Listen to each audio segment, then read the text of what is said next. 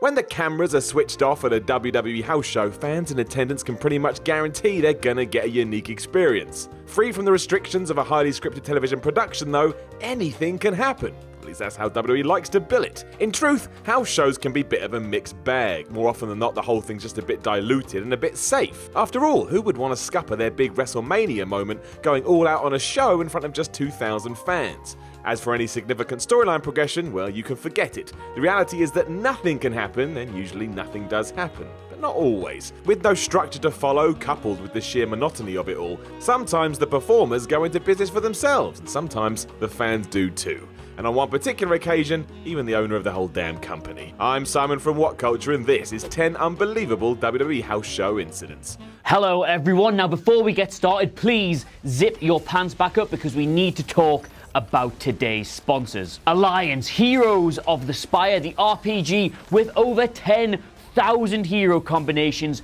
for you to choose from. Everybody loves a challenge on their mobile or tablet, and this game has you covered with guild battles on a massive scale, huge bosses, and all in real-time PvP. And because we like to spoil you, download the game from the links below and you'll get a whopping 50,000 gold and 50 gems to help you get stuck straight in.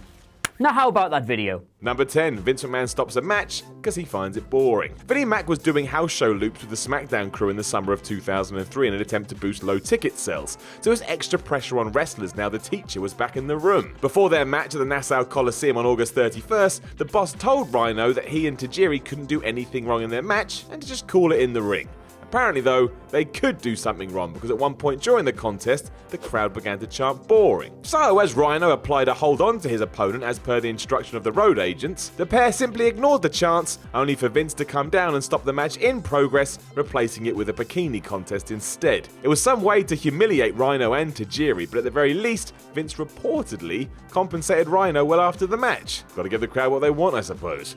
Number 9. The Sable Kiss My Ass Club. Vince stopping Rhino and Tajiri mid-match wasn't even the weirdest thing that happened that day. Earlier in the show, McMahon had stunned fans when he brought his on-screen squeeze Sable out and began making out with her. And the fun didn't stop there. After their game of tonsil hockey, Vince declared that he wanted Sable to join the infamous Vince McMahon Kiss My Ass Club. Then he had a change of heart, because he said while that would be great, he'd prefer to join the Sable Kiss My Ass Club instead, which he did. Vince pulled up Sable's dress and planted one on her backside. The crowd reportedly didn't know how to react, and neither do I. At least one person's reaction must have been seething resentment, and that would be Sable's future husband Brock Lesnar, who was forced to watch the whole thing from backstage. Number 8. William Regal calls an audible. Anyone who has heard any out-of-character interviews with William Regal knows that he has a sharp sense of humour. Also, as an old pro, he knows when to improvise and mix it up when the situation calls for it. These two traits came together beautifully during a tag match on a March 13, 2005 house show from Alabama. The match, which opened the night's proceedings, pitted Regal and Tajiri against the La Resistance tandem of Sylvain Grenier and Rob Conway. The crowd began chanting USA, USA, USA, USA about halfway through, which was funny, considering Regal was British, Grenier was French-Canadian, and Tajiri was Japanese. Apparently, they all just loved Rob Conway. At least that's what Regal assumed. Calling an audible during a double down, Regal informed the participants what was going to happen next. As Conway and Regal started getting up, all of a sudden the roles reversed and Regal and Tajiri started bouncing around for a Conway babyface comeback. The Iron Man threw both guys out the ring, following up with the classic Hogan pose. He had vanquished the actual foreign heels who were supposed to be the faces. The crowd were confused, so grabbing the microphone, Regal quipped, "Well, what did you bloody expect?" He's the only American in the ring. Number 7. The Curtain Call. The Curtain Call is probably the most famous house show happening in WWE history. At a May 19th, 1996 house show in Madison Square Garden, Shawn Michaels, Razor Ramon, Kevin Nash and Triple H embraced in a prolonged group hug following the Michaels-Nash main event as a send-off for the departing Nash and Hall. They're off to WCW. This was a huge deal at the time because Triple H and Nash were the heels while Hall and Michaels were faces. Kayfabe was still clinging on for dear life in 1996, and although insiders knew about the clique, it was still lost on the general population. The boys backstage were up in arms about it too. Even though Vince had okayed the incident, he was miffed how far the group took it. He was even more annoyed that fans had brought camcorders to the event and documented the whole thing. Triple H was the only one to bear the brunt because Michaels was bulletproof as the company's champion, and like I said, Hall and Nash were already going elsewhere. Number 6. The JBL Goose Step in Germany. Once again displaying his famed ignorance of foreign countries, JBL did the unthinkable during a house show in Munich, Germany on June 5, 2004.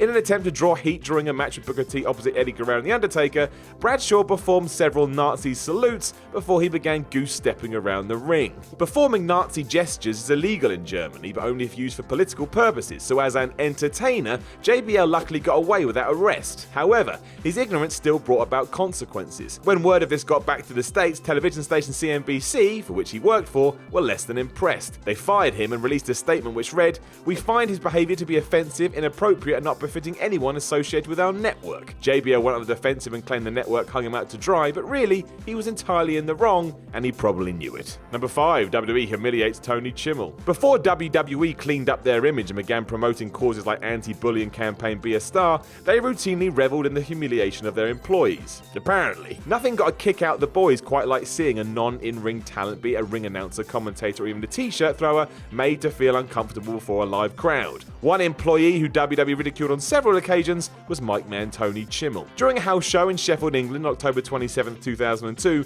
the WWE crew decided to play a little rib on the poor old announcer. Before the main event of Booker T and Rikishi versus Matt Hardy and Brock Lesnar, special guest ring announcer Taz told the crowd that Chimel had been bad-mouthing their town. Following the bout, Booker T brought out Tori Wilson, Edge and Rey Mysterio from the back. Then he got Chimel in the ring and asked him to explain himself. Of course, it was a setup all along. Catching Chimel by surprise, Booker threw him down in the turnbuckle. 5 stink faces followed as Edge, Booker, Rey, Tori and finally Rikishi did their dirty business on his face.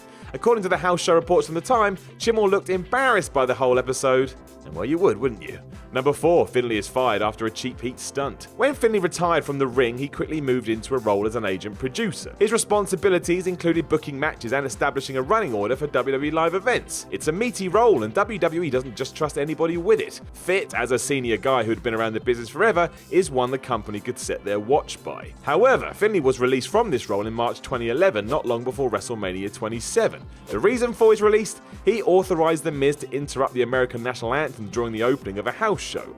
This would be considered offensive at pretty much any event, but there happened to be members of the National Guard, who are a WWE sponsor, here on this evening. As you might imagine, the servicemen were a little bit miffed by this, and as the man who made the call, Finlay was the one to pay the price. Though he was simply trying to get as much heat on The Miz as possible in the run-up to his big WWE Championship match at Mania, he graciously fell on his sword. Finlay was quietly rehired a little over a year later in July 2012, having paid his penance.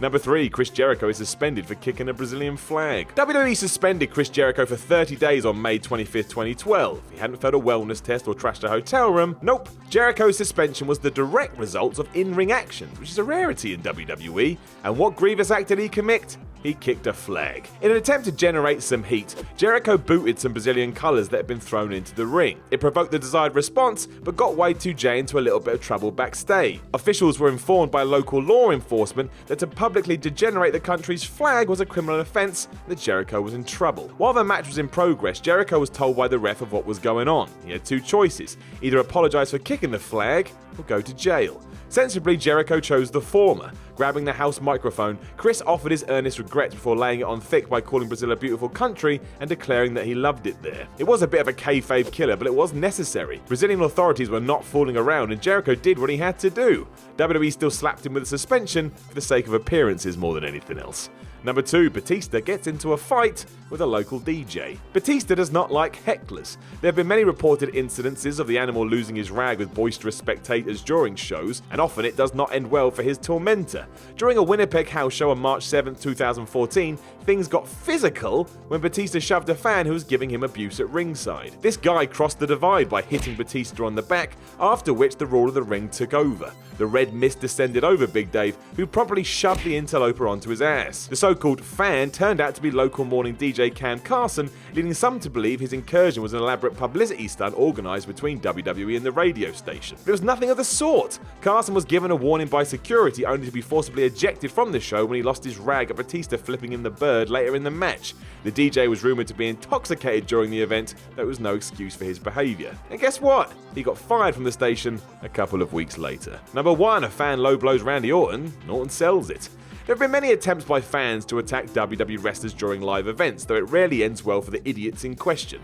Rightly taking their safety into their own hands, wrestlers usually lay the assailants out before security gets their hands on them. Jumping the railing and trying to become part of the show is not advisable. Few individuals get as far as the man who attacked Randy Orton during a house show in Cape Town, South Africa on July 30th, 2013, however. As the Viper was doing his signature corner pose, the fan rolled into the ring, snuck up on Orton and uppercutted him between the legs. Perhaps believing it to be an ad-lib by opponent Big E, Orton sold the blow. Upon realizing it was just a moronic fan, Orton's reaction very quickly turned to rage. As security removed the guy, Orton managed to get a quick kick into his head and gave him the middle finger as he was ushered out the arena. This guy was later identified as a 20-year-old independent wrestler who was trying to get himself over.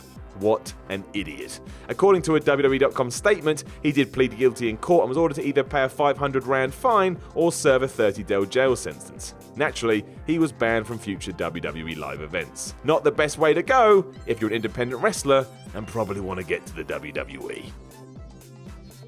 Gosh, can you believe that person said that about that particular video on that entry? I sure can't.